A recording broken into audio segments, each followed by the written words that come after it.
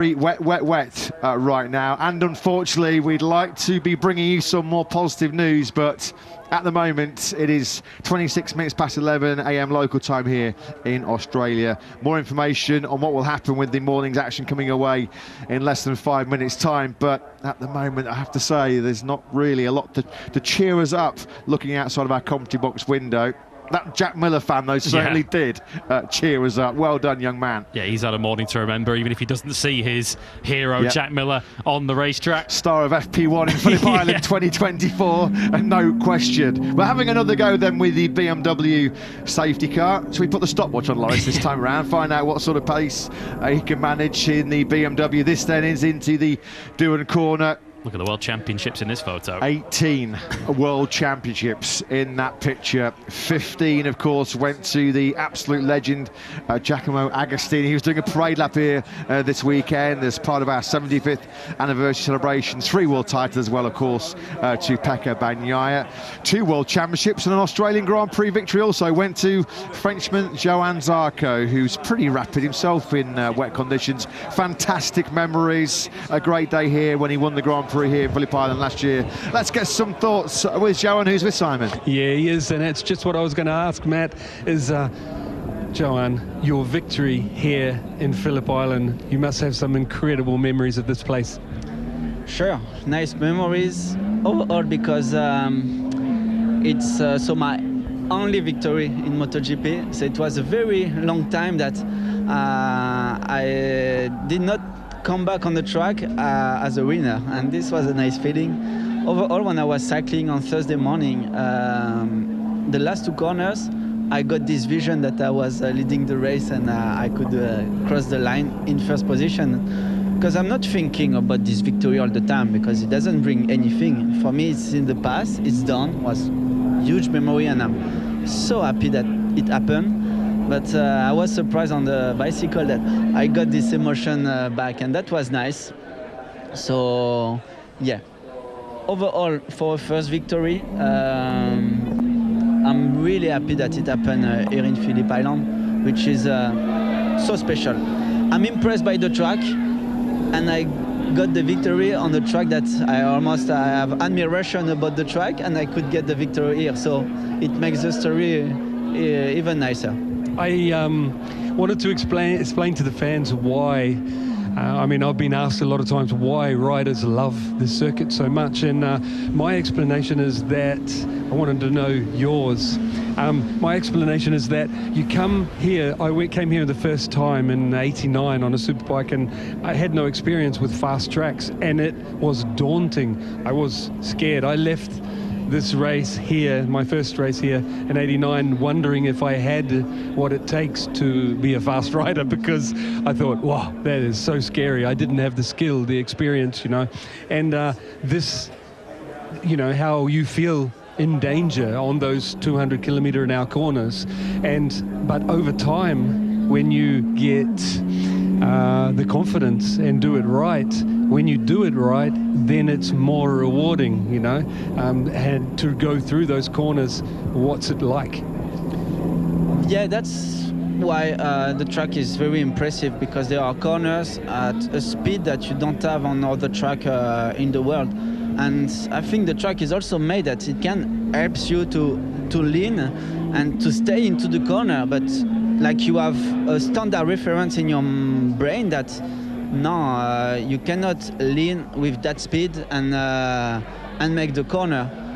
But finally, yes, just like arriving to the first corner, like in MotoGP, the reference braking is like around 100 meters, and which normally with the MotoGP, when you finish a straight, you brake around 200 meters even before. So it's strange to go at 340 km per hour and have to brake at 100 meters to the corner. But it's kind of logic, because the turn is quite big, but what you see, the perception of this corner doesn't seem that you can brake at this place. And it's so strange, like 2009, my first year in 125, the 100 meters was my reference of a braking point. And it's still my reference now that I won the race in MotoGP.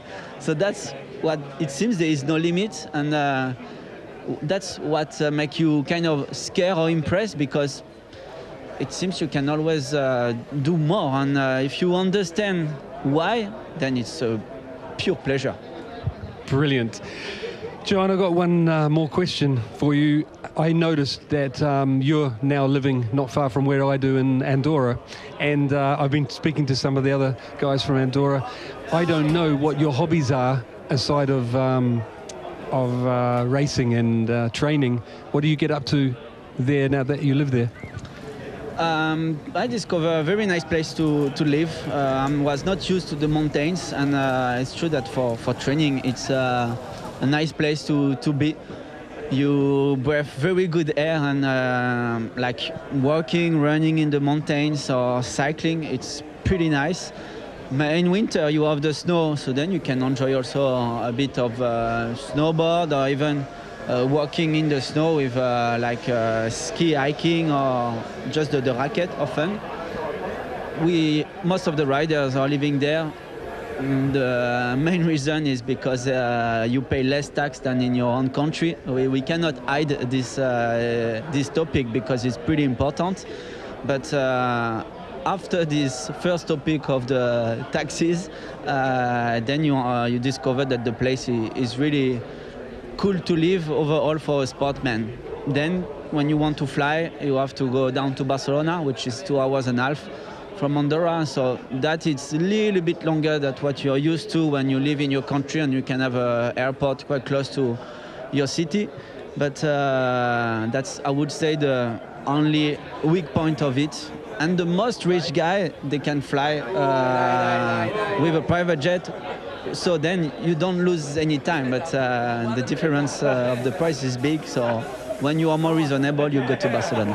That's the reason most of us have nice cars to get to the airport. Yeah, true. Yeah, at least if you don't have enough money to fly in private jet, you have the good car to go to the airport. Hey, Johann, always good to hear you. I want to wish you a great weekend, and keep up that amazing determination that you have showed Honda so far. Thank you, and I like the challenge, so yeah, I keep pushing. Yeah, always great to hear from the 34-year-old Frenchman. Some great advice on how to tackle Phillip Island, and some great accounting advice as well from Johann Zarco, who's winning the game of Uno then, killing the time here inside the Red Bull Gas Tech 3 garage. Augusto Fernandez and his crew. I'll tell you who's at a disadvantage. Those with their back to the camera who can have now realised that their hand was being shown on the screen right behind Augusto Fernandez, who was suddenly at a bit of an unfair advantage. Looks like Augusto Fernandez's crew chief Alberto Girabiola has just got a bit of a raw deal with the car that he picked up. Of course, he'll be reuniting with Enea Bastianini in 2025. Of course, former crew chief for Andrea Dovizioso. So, we've got a winner. We've got a winner, have we? I don't know actually what the rules are for Uno. No, not a clue. No, not really one of my strong subjects, even though I've got a couple of kids that they like plenty of games, but Uno has never been sort of top of the agenda. As Augusto Fernandez, he's picking up. I've no idea what that means in the significance of the overall game, but yeah, I think look at Alberto Girabiola taking this very, very seriously, keeping his cards close to his chest, moving his seat further back so nobody can spot what's going on. Got to find some way, I guess, of keeping yourself occupied in these delayed sessions. Yeah, we've got plenty to keep you entertained. We're also live on Instagram, incidentally, at the moment, so you can watch us on 2 different screens if you want, as our colleague Elliot York is putting in the hard yards. He's currently speaking to Fabio Di Giannantonio, so if you want to hear from him, Instagram is the place to go, as we watch the hardy souls absolutely drenched here at Phillip Island, performing their own Mexican wave. The weather certainly isn't putting them off. Saw this last year, didn't we? A lot of local schools come on day trips to the Phillip Island Grand Prix, which I've got to say, I'm very envious. I mean, my old school trips back in the day were going to some rather tedious and boring museums. I went to Conisbrough Castle. Well, it's not quite as entertaining as go to Phillip Island. Augusto Fernandez has finally, I think, got the upper hand here. Who's numero uno at the game of Uno then inside the Red Bull? Oh, it's Alberto Girabiola. Looks like he has taken the spoils. First win of the weekend then goes to Alberto Girabiola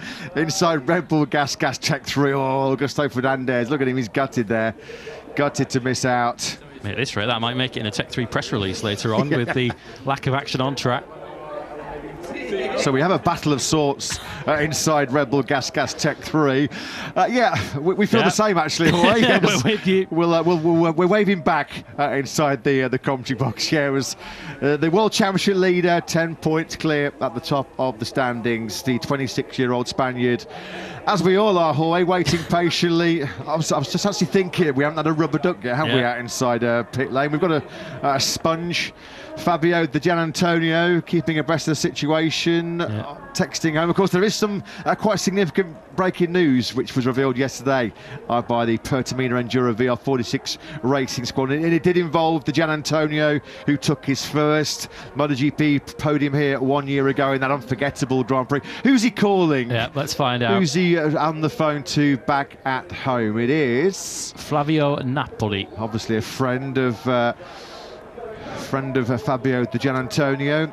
Fabio Napoli on the blower then to Fabio. Yeah, coming back to the breaking news, which was confirmed by Digia here yesterday. Of course, since he dislocated that left shoulder in a very heavy crash at the Red Bull Ring in Austria, in mid-August, he has been troubled by weakness and a lack of strength in that left shoulder. There's been a lot of rumours that he was going to try and see out the season before taking surgery, but confirming yesterday, of course we know Digia is here in Phillip Island. He'll compete in the Thai Grand Prix next weekend in Buran. Before then, he will end this season and undertake surgery. How good are Fabio Quartararo's photography skills? Well, we're about to find out, because there he is with our own Luca Gambuti, who's good friends actually with Fabio.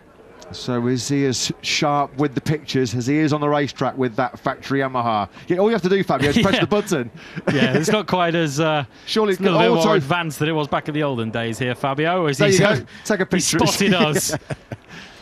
Come up here if you want, Fabio, and have a chat with us in the commentary box. We've already heard him, of course, with Simon a little bit earlier on.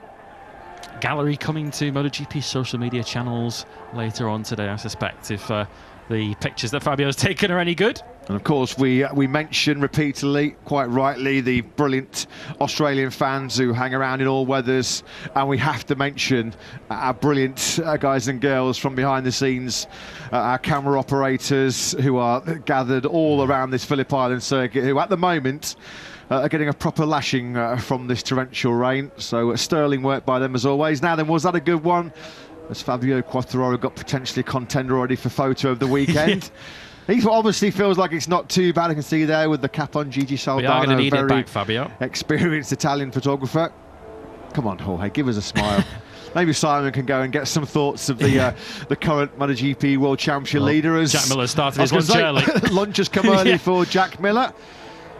Is it a sandwich or meat pies are pretty popular, aren't they, in this part of the world? As Jack taking some calories on board before he hopes to get out on circuit. There is his factory KTM colleague Brad Binder, who was a whisker away from the podium here, wasn't he, in that thrilling Australian Grand Prix 12 months ago. Yeah, it was. Brad just blows out the cheeks. We all feel the same, Brad, don't worry, because unfortunately it does look like FP1 may well be a victim to this torrential rain here in Australia. The next update is in 11 minutes time from now, so stay where you are. If you are staying up in the middle of the night back in Europe, then our hats off to you. We hope your patience is rewarded. Although the current scenes outside our window and on your screens right now indicate that the weather is showing no signs of easing off at the moment, and the rain continues to lash down on us. Of course, it's quite a walk for us back to the media centre from the commentary box. Kind of hoping this rain stops, otherwise we might be here for the rest of the day. Yeah, I've already had one soaking today, thank you very much. That was on the walk down to the commentary box for the start of this session. Pecco Bagnaia has been perched on the table of the factory Ducati garage, hasn't he, for quite some time now, as he just waits patiently, as we all are, for what we hope will be some track action here in Phillip Island today. Of course, they were hoping to commence preparations for a 13-lap sprint scheduled tomorrow afternoon, a 27-lap full MotoGP Grand Prix, as Giacomo Agostini having a little catch-up with Julian Marquez, and of course Papa Marquez with the 15 times world champion Now, a bit of housekeeping, a bit of news to bring you as well. Miguel Oliveira, of course, still sadly sidelined with Trackhouse Racing after his fractured right wrist in the recent Mandalika Grand Prix. Continuing to deputise for the Portuguese rider at Trackhouse Racing is Lorenzo Savadori, a British test rider, who I'm delighted to say joined Simon. He does, and I had to come and see you, Lorenzo, because anyone who's had any contact with you knows you're an absolute gentleman. Always really pleasant to talk to. I want the listeners to have an experience. Even your team tell me they adore you. You know who you're riding for. I mean, this weekend. So tell us, test riding for Aprilia. You've been doing that for some years now, and we want to know all the secrets, exactly what you've been working. No, we don't. We know you can't tell us, but what is your main goal when you come filling in here at Trackhouse? Do you also do testing for the factory? Yes, first of all, thank you very much for the compliment. I wish to Miguel a speedy recovery. I hope to return soon here on track. And yes, also here with the team Trackhouse, we have some new solution. I need to testing. Last week I was in Jerez to do a private session of test and some new things regarding the new bike in 2025. We are now in my bike here. Yes, of course, it's not simple when you test a new solution, also do a very good performance, because you need to work in a different way. You need to work regarding the bike, not regarding the personal performance. But we will try to do, of course, the 100%. Can't wait also to return to ride here in Phillip Island. I don't ride here since 2018 with the World Superbike, but I'm happy to work with the team Trackhouse. What do you think of the circuit, Phillip Island? Yeah, it's super nice, super fast, and. With the Superbike I like a lot, but I think also with the MotoGP bike are much speed, and also I'm very curious to try the new asphalt. For the listeners, also for me, because I don't know, aside from racing, whereabouts in Italy do you live? What are your hobbies? But of course I love the motorbikes. So in general, I love also the bike on the street, and also I do some sport with the motocross bike. I of course training, running, cycling, everything. I live in Cesena, is close to the sea. And that's of course is not simple to do the test rider, because you need to are ready for all the year, and you need to training like a MotoGP, of course, like a MotoGP rider, because you testing a lot and also do a lot of race during the year, and you need to are ready every time. And cars, do you like driving cars as well as bikes? Yeah, I like, but more bike. So for me, I completely love the bike. The cars, yes, is nice, but it's different. My heart is for the two wheels. I was exactly the same as you until I got old, and I'm not brave enough for the bikes fast. So, one more thing: any family, children, girlfriend, boyfriend? No. I have one girlfriend, but no family. I'm completely focused to the motorbike, and I'm happy with my girlfriend. Lorenzo, thank you for your time. Enjoy Phillip Island again, first time since 2018. Thank you very much. Thank you, guys. Yeah, great to hear from Lorenzo Savadori. What a job he's done behind the scenes for the factory Aprilia team. There is Representative Rick Crichton just having a chat there with the Ducati Lenovo team boss, Davide Tardozzi. So he's going to be providing a little bit of an update to the teams on potentially what might be happening over the next 15 minutes or so. We are getting closer, yes, to 11:50 a.m. Local time, where we are hoping for an additional update. I mean, as you can see, these are live pictures. The rain is continuing to absolutely pour down. You don't need us to tell you that, do you? You can see for yourself. But at the moment, we are keeping everything crossed in the comedy box here, just to see if we can get some kind of track action this morning, and hopefully for the conditions to improve this afternoon, as Jack Miller back inside the factory KTM garage.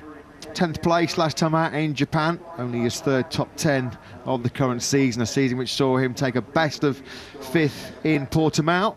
And it was only the third time this season where he scored points in both the sprint and the race across a single weekend, which is a measure of why Jack Miller has found himself down in 15th in the World Championship this year, and I guess deemed surplus to requirements for KTM as he heads across to pasture new with Pramac Yamaha next season, looking to really play his role in leading Yamaha back towards the front. We've already heard from their factory combo of Fabio Quartararo and Alex Rins, as Francesco Guidotti looks outside and sees that.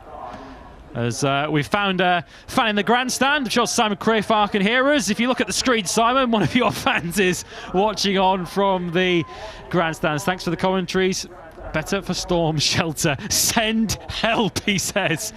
Simon's at the moment chatting, as you can see there, to Brad Binder on our screens as one of his fans serenades him from the grandstands. Yeah, let's hope then we'll get a little chat very shortly with the South African. Yeah, perfectly right on cue. Let's hear from Brad, who's down in pit lane with Simon. He is. Brad, first of all, I know you haven't been on track, so you can't tell us about track conditions or that new surface, but tell us about Phillip Island in general. What do you think of the place? Well, in general, I normally love it here. I've had a lot of good races here in the past, especially in the smaller classes. Last year I was looking pretty decent. Unfortunately, the end result wasn't what we wanted, but yeah, the new surface so far is looking pretty wet, so hopefully we get to try it out, to be honest. Look, I mean, this rain seems to be chilling out a little bit, but not a lot, and I really hope we get to go out soon.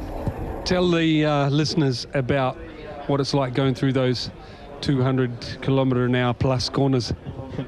Yeah, it's pretty sketchy at the beginning for sure, especially when you're still trying to find the good line, and especially when the wind blows. Actually, when the wind blows around here, you got to really try and predict where you got to turn in, because it pushes you around so much. But yeah, still my favorite track on the calendar. So yeah, hopefully we can leave you happy on Sunday. Hey, yeah, I've been asking the different riders what they do, you know, what their hobbies are, what they do behind the scenes, both training but also for enjoyment. What about you? I'm a guy that has 10 hobbies a year. I try everything, and I'm normally bad at all of them, and after a month I give up and try something else. So yeah, I've gone through them all. That's part of being young, trying everything. Yeah. I've tried radio controlled cars, then airplanes, then fishing, then didn't dig that much. Tried golf, sucked at that, gave that up. So let's see what's next. Okay. But you've got I saw trials bikes. We've been for a ride in Andorra, trials riding when you first came to Andorra. Anything else?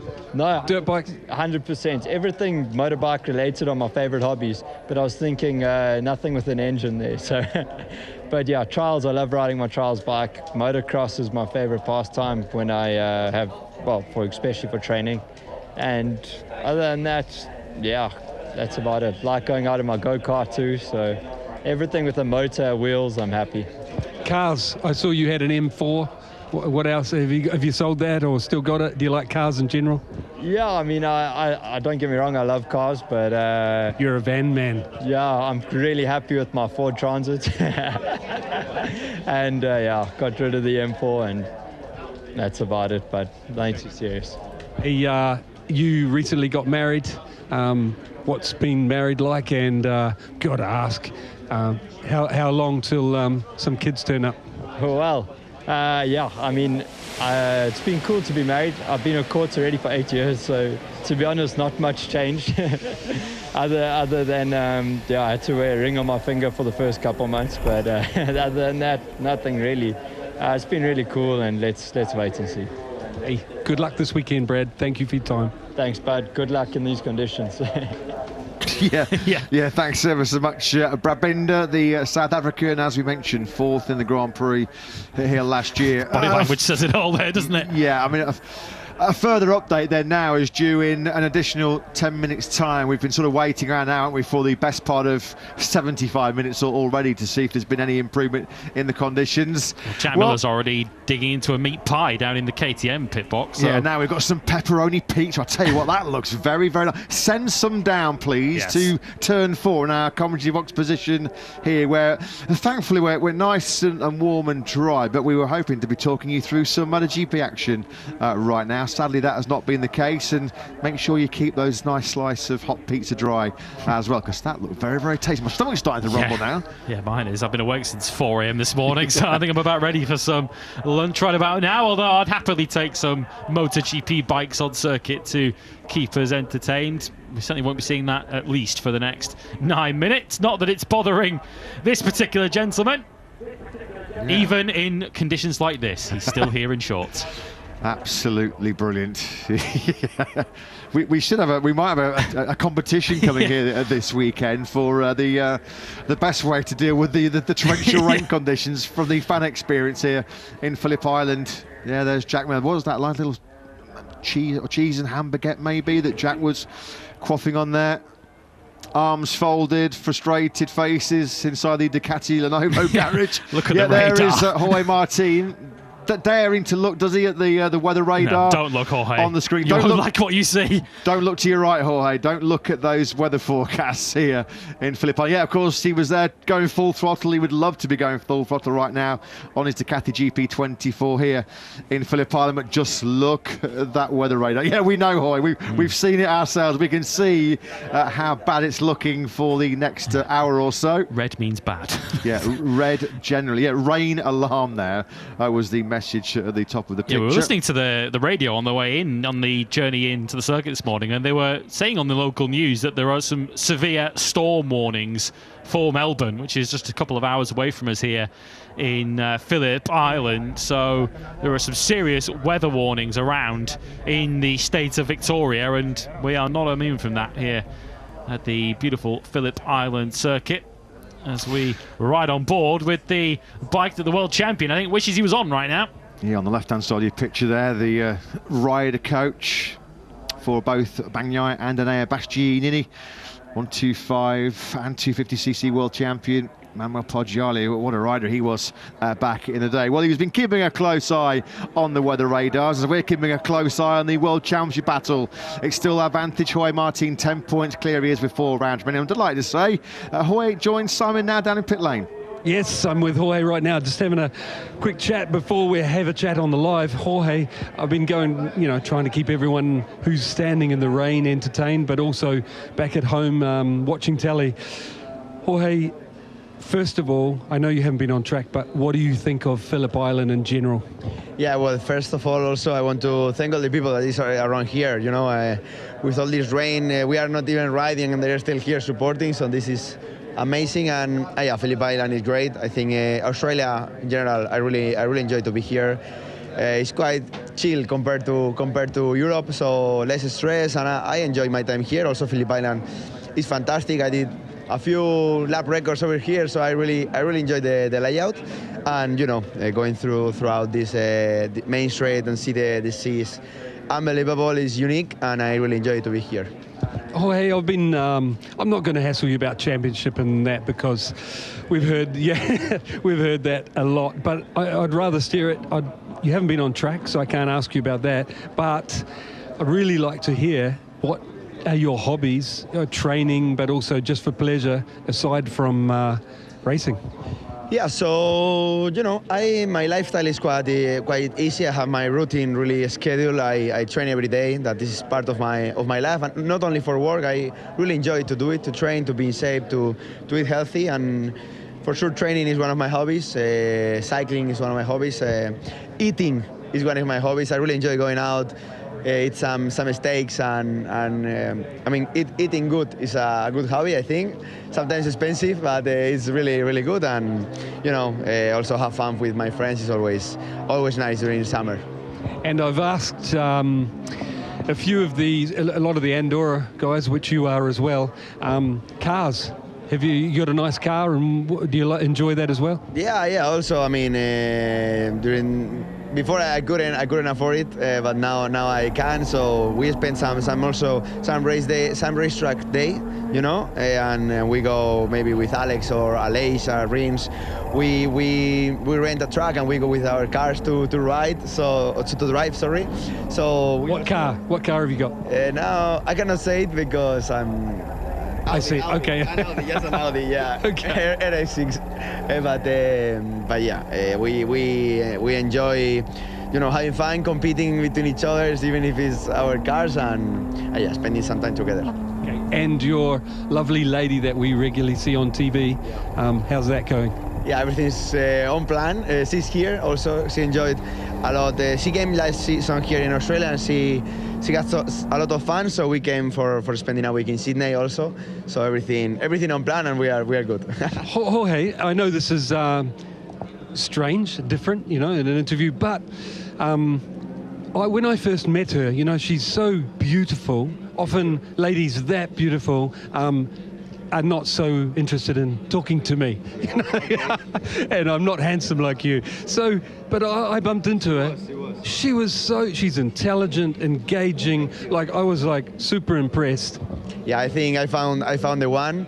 Thanks for your words. She don't like at all motorbikes. She don't even like them. So she just came to support me, and this is the most important thing. And actually, she remembers you. So this is important. She knows who is Simon Crawford, and she don't know anybody. So that's important. Too funny. Hey, Jorge, good to hear your voice.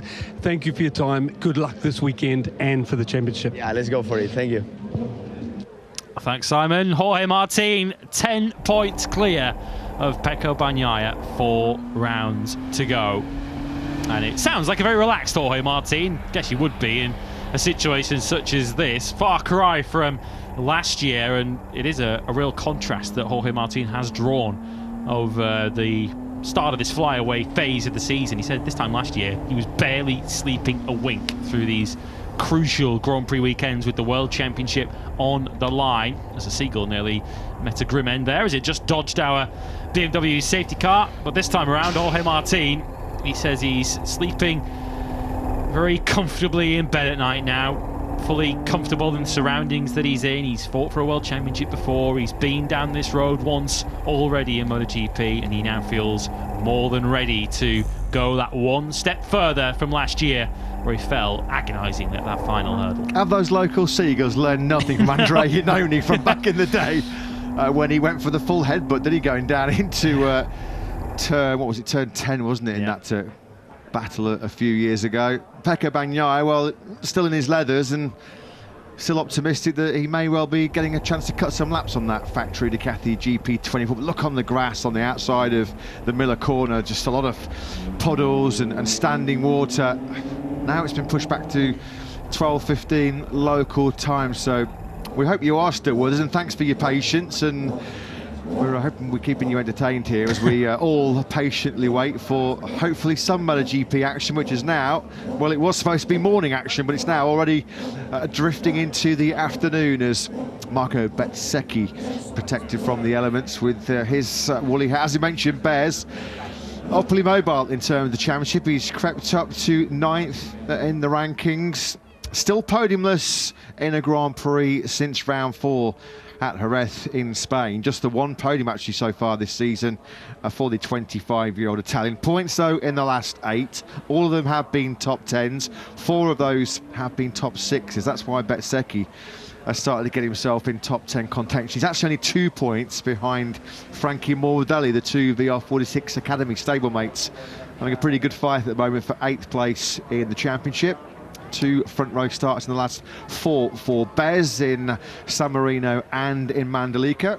Whatever happens here, this is going to have an impact on the rest of the day's running. The Moto3 practice 1 session is due to get underway at 1:15 local time, so an hour and a quarter from now, and of course we still potentially have a MotoGP free practice 1 session to run before then if we get lucky with the weather. So this is certainly going to push back our afternoon's program if the best case scenario of some MotoGP running does come to pass, and you do wonder whether there'll be conversations going on and some plotting being made about how to proceed with the rest of the weekend. As mentioned, the conditions are expected to get better, certainly into Sunday here. Whether the conditions improve for the rest of the day remains to be seen. Well, we just discussed Marco Bezzecchi a moment ago. Let's hear now from the man himself. He joins Simon. Yes, I'm with Marco. Marco, really curious. I know you can't tell us about the circuit. You haven't ridden, but we want to hear about you. What do you think of Phillip Island in general, the circuit?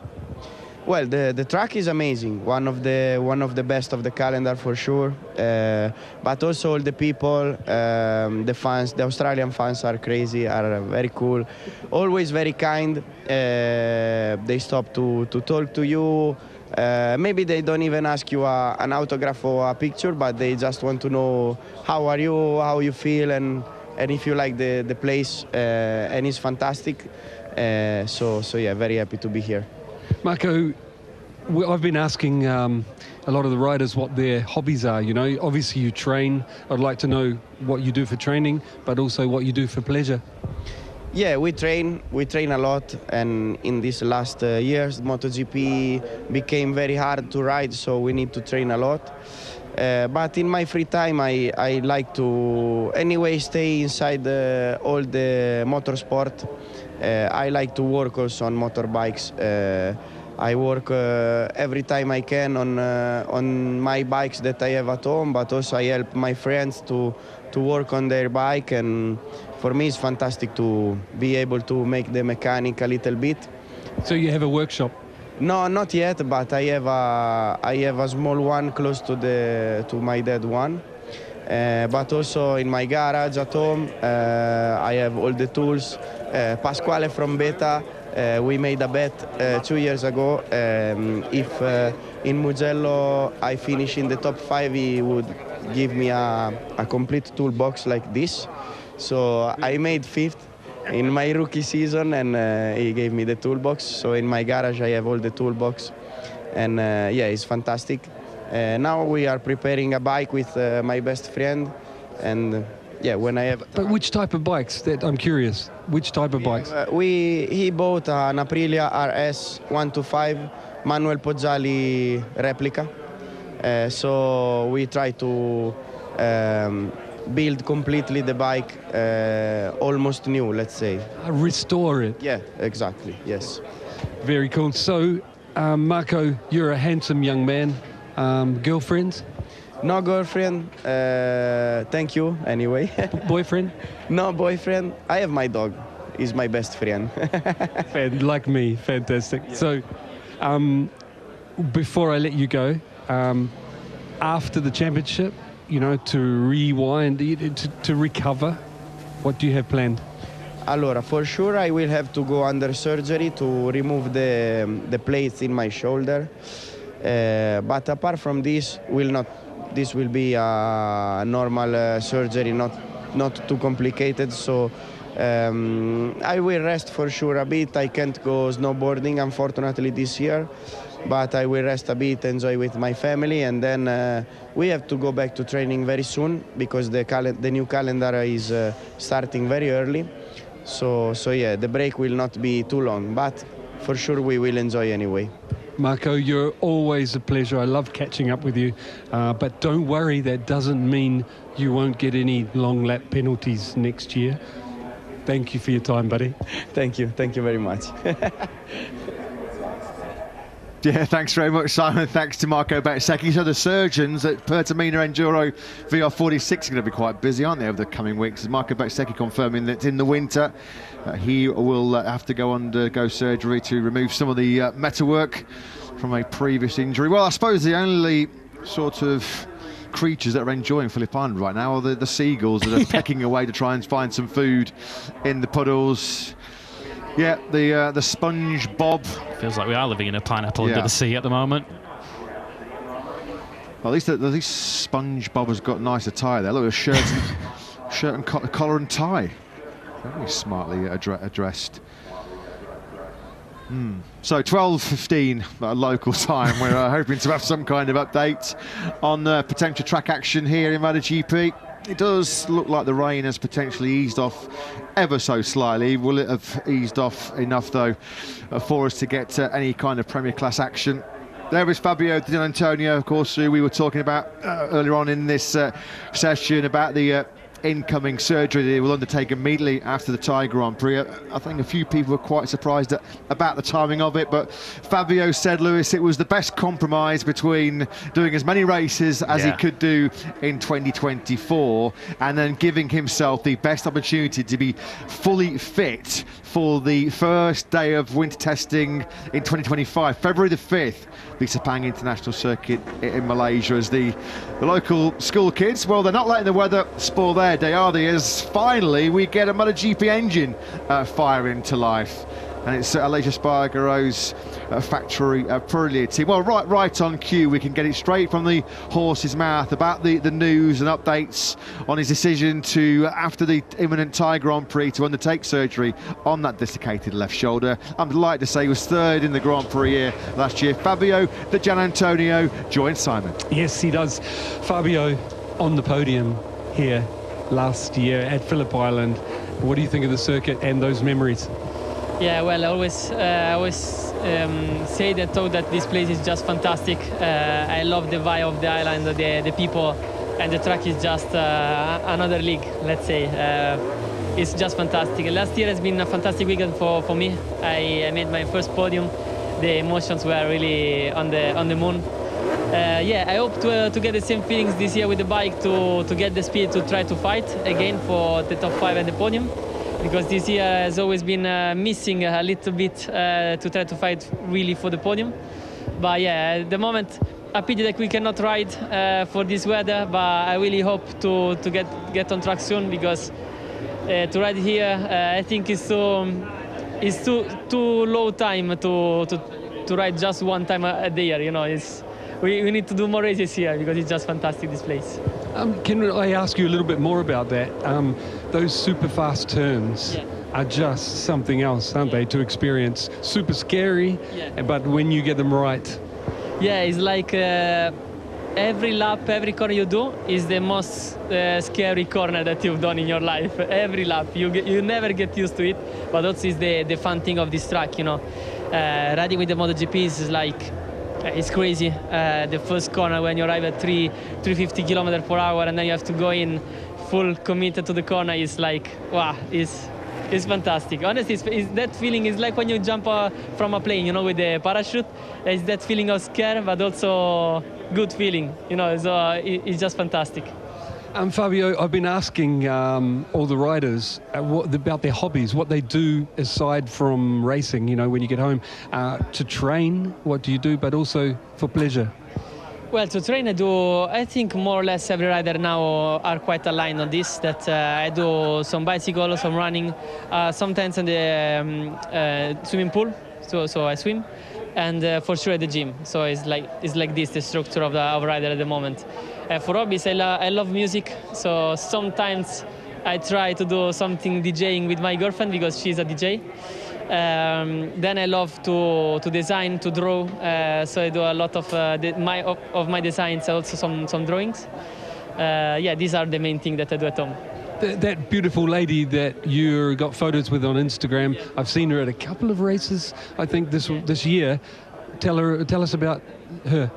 Yeah, now she had to come because she loved Australia. The dream for her is to come here in this place. But then he had a job to do in Amsterdam at the ADE, a festival of music. So she's a professional DJ. Yeah. She and the sister. Like the sister is doing with the saxophone, and she with the mix. Let's say with the. Very cool. Yeah, it's nice. It's really nice because. It's quite different world, but really similar in a lot of areas. So we have some things in common. Fabio, last question. Your shoulder. We heard the news that you're going to take a couple of races off to get them fixed. I might walk over here a little bit because your teammate's bike's just fired up. Sorry to drag you out of the garage, but tell us about your shoulder. How are you going to deal with it? Yeah, at the moment I'm feeling much better. The shoulder is getting better because the inflammation is getting better, is reducing. But for sure we decided to do this surgery to to be ready 100% for next year, to have a new shoulder for next year, because at the moment I'm okay riding, but I'm in a lot of risk if I crash. I have a lot of possibilities that it goes out again, it gets dislocated again. So the good thing to do now is to do the surgery and try to recover as best for next year. Fabio, thank you very much for your time and good luck this weekend. Thank you, no problem. Yeah, always great to hear, isn't it, from Fabio Di Giannantonio. Thanks very much for that interview, Simon. A good catch up there with the Italian, who, as you mentioned, after this Australian Grand Prix, just one more race in 2024 for the 26-year-old. What a race that was last year when he took that third position. A race that really was the start of a journey that saved his Grand Prix career. I mean, at that stage of 2023, I think there was most people were expecting Fabio Di Giannantonio to be surplus to requirements. What's the lunch menu for Pertamina VR46? Marco Bezzecchi took it into a nice little bowl of something there. Was it rice? Was it pasta? Looked like rice to me. Yeah, it did look like a bit of rice. Getting himself ready for trips to Thailand and Malaysia. You might need to ditch that soon if the conditions continue to improve. Rain is still falling, although by no means as heavy as it was earlier on in the day. As you mentioned, Fabio Di Giannantonio, it felt as if he was heading for the MotoGP scrap heap around about this time last year, and it feels like 1 month has completely transformed his career. The podium finish here, which proved to be the catalyst to victory in Qatar, which very nearly followed up with another in Valencia right at the end of the season. And now, from being in a position where in each of the last 2 or 3 years, Fabio Di Giannantonio has been riding for his very future in MotoGP, he now has a factory Ducati contract in his pocket for the next 2 years, and he's going to be the only other rider, along with Pecco Bagnaia and Marc Marquez next year, on factory Ducati GP25 machinery. Yeah, can you imagine that scenario put to Di Giannantonio at this Australian Grand Prix last year before he took that podium? Don't worry, less than a year away you'll have had a GP25 in your pocket with Bagnaia and Marc Marquez. Just shows, doesn't it, how quickly a rider's fortunes can turn around. Are we going to get some turnaround in the fortunes for the weather forecast here, as once again we see Lorenzo Capirossi? What is this? He's probably nearly done full race distance in that BMW, hasn't he? 27 laps. Might need to refuel it, I think. Pick him through the mist and the rain down the Gardner Straight in a dry MotoGP race. They'll be braking right now into the Dewan corner, well over 350 kilometres an hour into the Dewan corner. Really good overtaking hotspot this in MotoGP. And then you'll start this wonderful first sector. You go through there, the southern loop, around third gear, 125 kilometres an hour, as Frankie Morbidelli's crew just begin the warm-up on the Pramac Ducati. 8th in 2018 for Morbidelli was the best result of his rookie season in MotoGP. Sadly, for the Italian, there's been no top 10 since then. Got a decent point scoring record though here in Australia, as Frankie points in 6 of his 8 Grand Prix appearances, the best of second in 2016 in a classic Moto2 race. Into the Miller corner we go then, which is certainly one of the big overtaking hotspots in Phillip Island. Through what is really a kink at turn 5, then through the rather appropriately named and aptly named Siberia for these tricky conditions. Though here we go then, the pit lane will open. So we are hoping and looking forward to some MotoGP action finally here then on what is now Friday afternoon here in Australia. Bezzecchi's going to have to put his lunch away. Yeah, get the rice bowl put away. Maverick Vinales, who's already back in his civvies, is going to have to get dressed up. So in just over 10 minutes time, yeah, everybody now firing into life down in pit lane. So in 10 minutes time, we will finally get, after a very lengthy delay, MotoGP FP1 action here. Pecco Bagnaia, I think he was pretty much ready for a lunch break. I'm not expecting to go out on circuit, but unfortunately, well, fortunately for the Australian fans, unfortunately for us, we will in just 10.5 minutes time. Hopefully, if there's no further deterioration in those next 10 minutes, we will be on track. The Qatar Airways Grand Prix of Australia in MotoGP will finally be underway. Yeah, the rain is continuing to fall. I guess what's important here is the level of standing water out there, and they clearly feel, and Left of your picture, Tommy Alfonso. Right of your picture, Loris Capirossi. They're in the best position to judge just what the track conditions are like, whether there is any standing water, and what kind of track conditions await the riders in 10 minutes' time. You could see there Tommy Alfonso with the headset on. He was feeding information back to race direction. So clearly, it's really Capirossi. Well, Johann Zarco, the Australian Grand Prix winner of last year, is he happy that we're trying to get underway in about 10 minutes' time, or is he just asking Loris Capirossi potentially where the hazards and the pitfalls are out on circuit? So Zarco here having a chat with Loris Capirossi and Tommy Alfonso.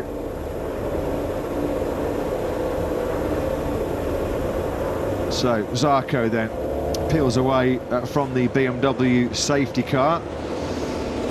Just wonder if he was just asking where the potential standing water patches are. Jorge Martin just having a little natter with his crew chief Daniele Romagnoli.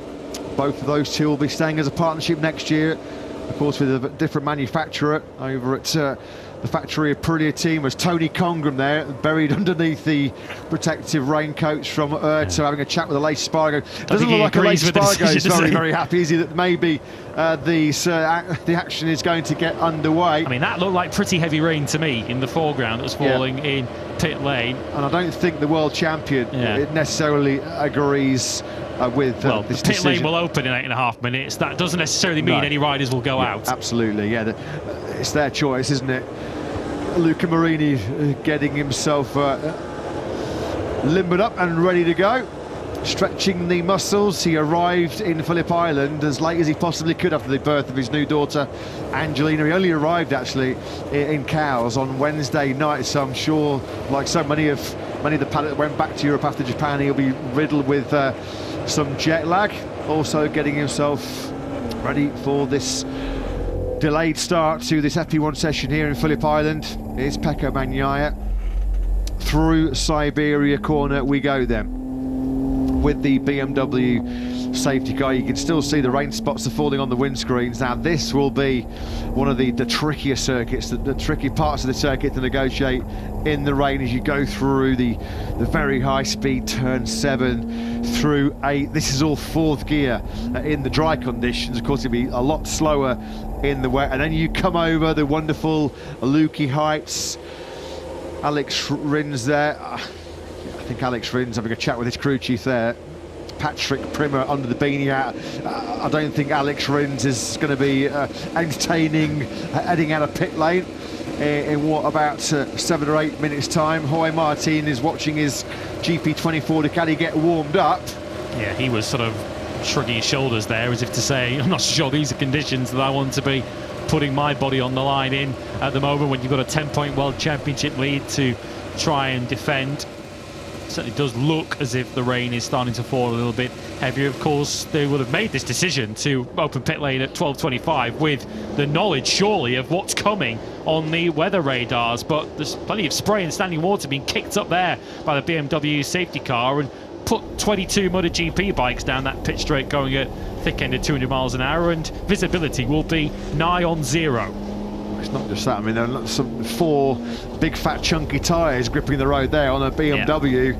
Coming out of that final corner on a MotoGP bike on a Michelin rain tyre, which will do a great job of absorbing and dissipating the water. Yeah, the spray could be a big issue. Once again there you can see Tommy Alfonso in the BMW safety car just feeding back information on the headset to race direction. We have a further delay.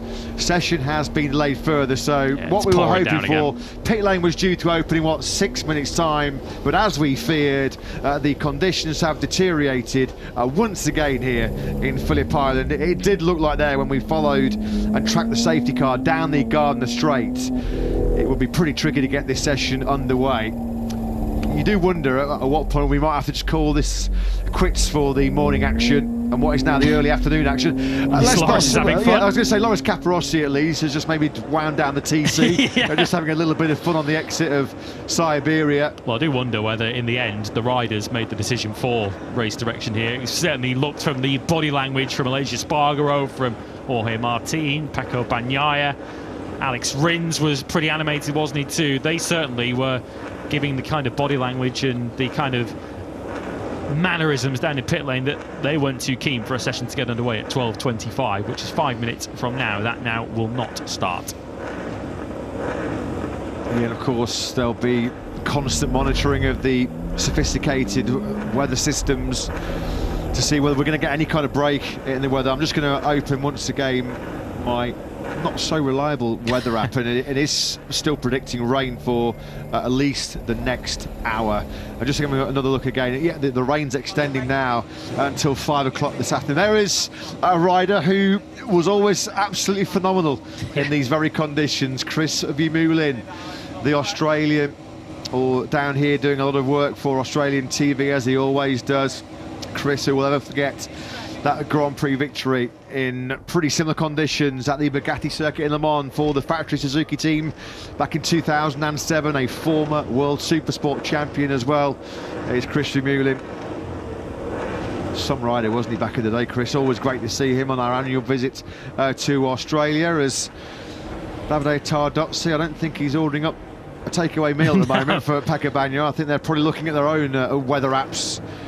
As Jack Miller now is the latest rider to come and have a chat with Loris Capirossi and Tommy Alfonso. The lip reading wasn't particularly special there, so I can't tell you what Jack was saying. Francesco Guidotti is now moving in for a chat as well. And I think this is not just a case of what do we do with this session, but it's how do we proceed with the rest of the weekend. Do they potentially extend practice this afternoon, if indeed that runs in conditions anything like this? And of course, there are further knock-on effects, because of course what happens this afternoon is due to seed the riders through to Q2 tomorrow. Of course, if we don't have a practice session, then we'll be flicking through the rule book. Potentially tomorrow's free practice 2 session in the early part of tomorrow morning might be the session that has to see riders through to qualifying 2. We had that, of course, in Qatar, the very first round of the season, when it rained on the Friday night and they swapped the sessions around and essentially ran the Friday afternoon or evening session as it was there as a free practice. There are, of course, potential serious ramifications for the entire weekend programme, with Michelin fearing these conditions were going to seriously disrupt their hopes of getting a lot of dry track time here to assess the new surface on their revised tyre allocation. I mean, we were fearing the prospect, which is a realistic prospect potentially, of both Friday and Saturday being heavily disrupted by rain and strong winds. It's not a given if it's dry here in Phillip Island that we will be able to have sessions running as planned, because if the wind does howl in from the nearby Bass Strait, then we saw last year in Moto 2 red flags come out. So this is something for race control and the organisers here in Australia to be factoring in for the remainder of the entire weekend. Aleix Espargaro, also now another rider that has come over to have a little chat with Loris Capirossi and Tommy Alfonso. Now Alex Rins joins that particular club as well. Loris just having a bit of a smile there with Alex Rins. I think this is just basically everybody saying, where are the most sort of perilous parts of this 4.4 kilometre Phillip Island circuit? Marc Marquez looking on, world champion Pecco Bagnaia once again peels out of the factory Ducati garage. He's just going to dive for cover under the Ducati canopy there. But at the moment, maybe he's going to go over and sign some caps and take some selfies again, like he did on the Sunday here last year when the sprint didn't happen. At least he's giving the fans a wave, those that are still patiently waiting for some MotoGP action. Of course, they have seen a Moto 3 and a Moto 2 session this morning, but the main event still yet to get underway. That fan there, we know who they're shouting for. My lip reading was very good on that one. They're screaming the name on the cap of Pecco. Yeah, number 1 on the cap as well. I'm sure if he could do, he would be going over there to engage with the fans. He was one of the riders in it last year that went over and signed some autographs after the abandonment of the Sunday action, when we didn't get, unfortunately, the sprint underway here in Phillip Island.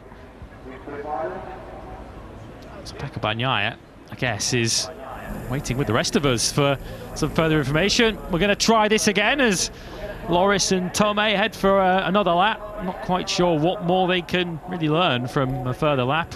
All we're getting is further rain landing on this racetrack, so conditions aren't exactly going to be getting any better. Just wiping the mist from our commentary box window again. It once again appears to have perhaps eased off a touch. The weather is tantalisingly playing games with us at the moment. Well, at least Marco Bezzecchi can finish his lunch.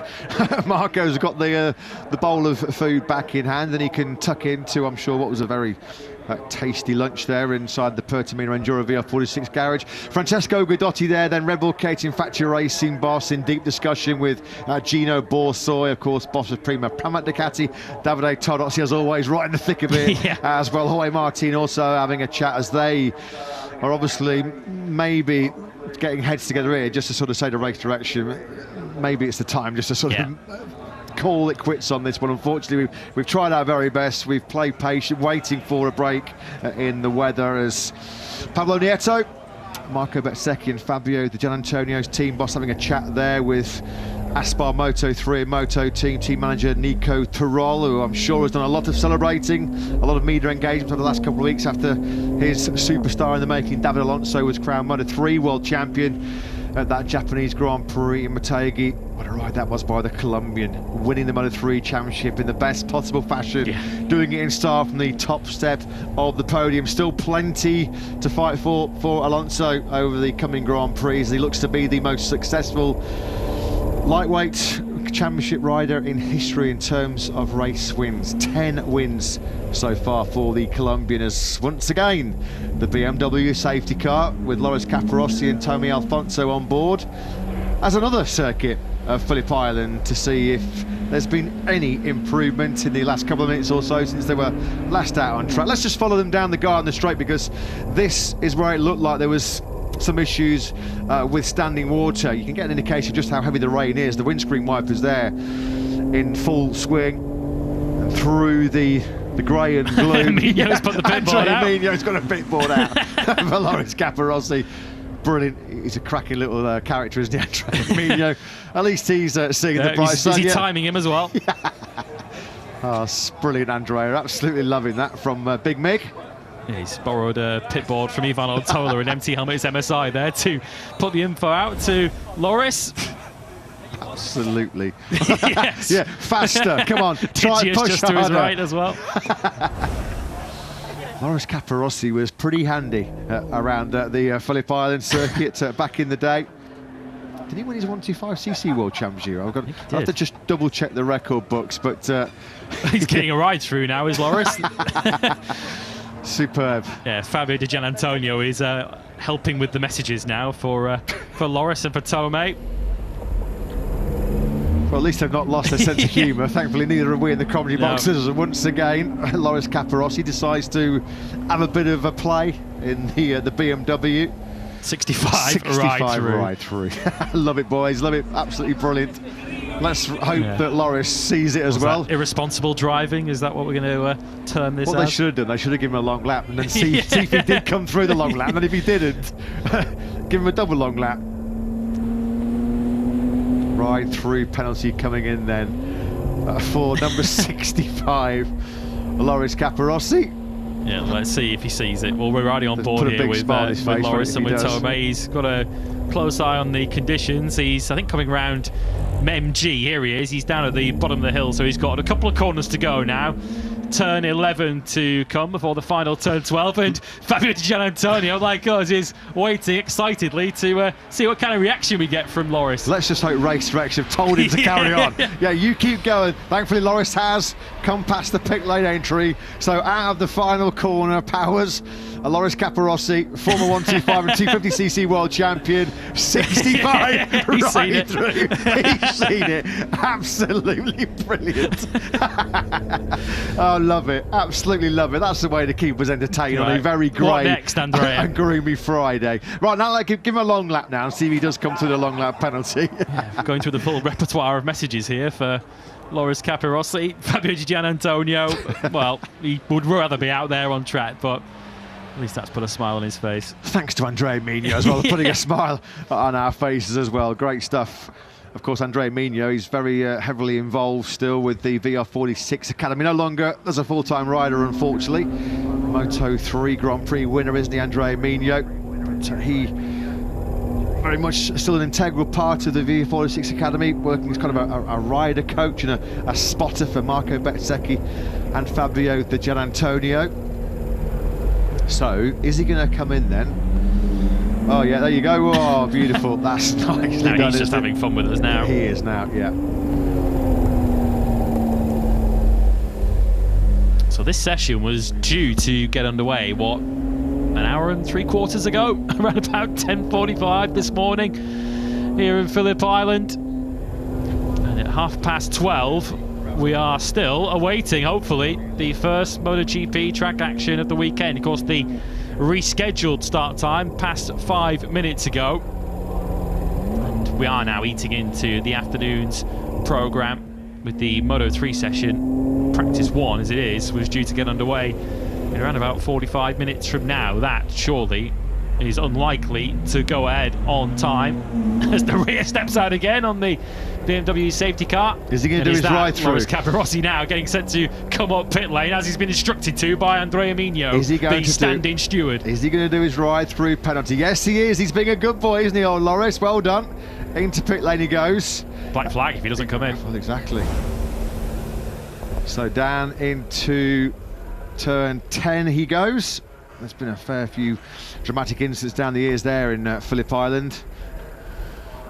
And there he goes, enjoying himself, having a bit of fun out on what is a very soggy Phillip Island circuit here. We were hoping, of course, for the riders to assess and get their first experience of this new Phillip Island surface, but the weather has paid to that, as Jorge Martin, now the latest rider to grill and quiz Tommy Alfonso and Loris Capirossi. What are we thinking? Yeah, I don't think they're discussing lunch plans, are they? As Jorge Martin, of course, they'll be conversing in Spanish.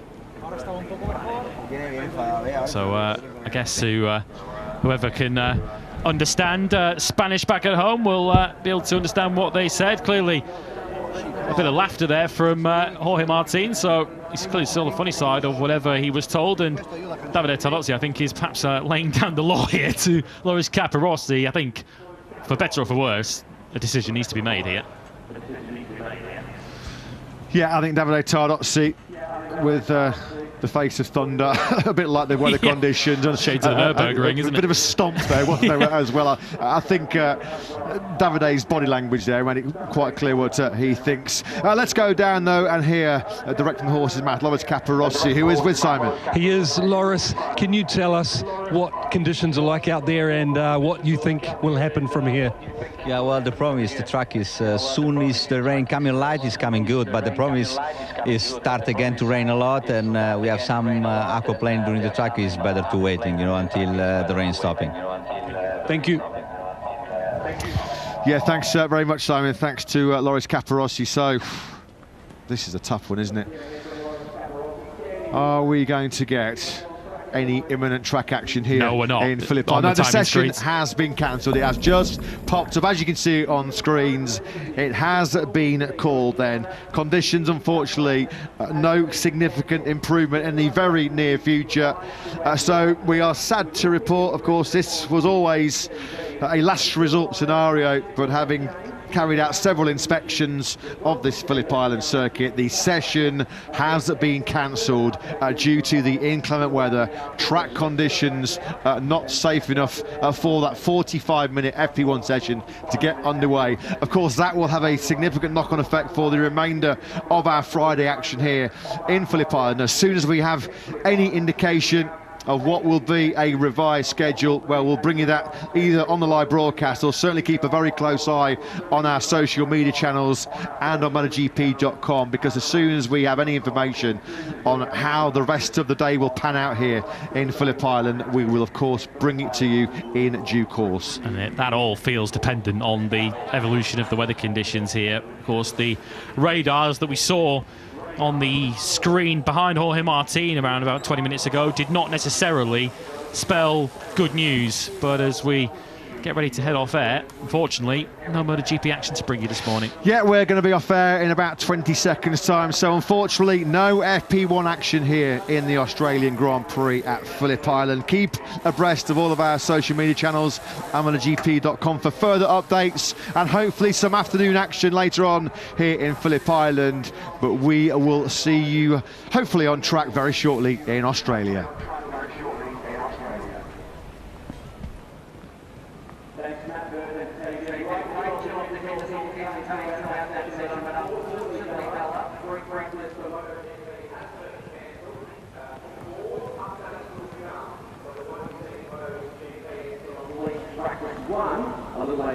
Yeah, there's water sitting on the track in certain areas, and as you can see, the conditions haven't seemed to ease considerably yet, so unfortunately a decision has been made.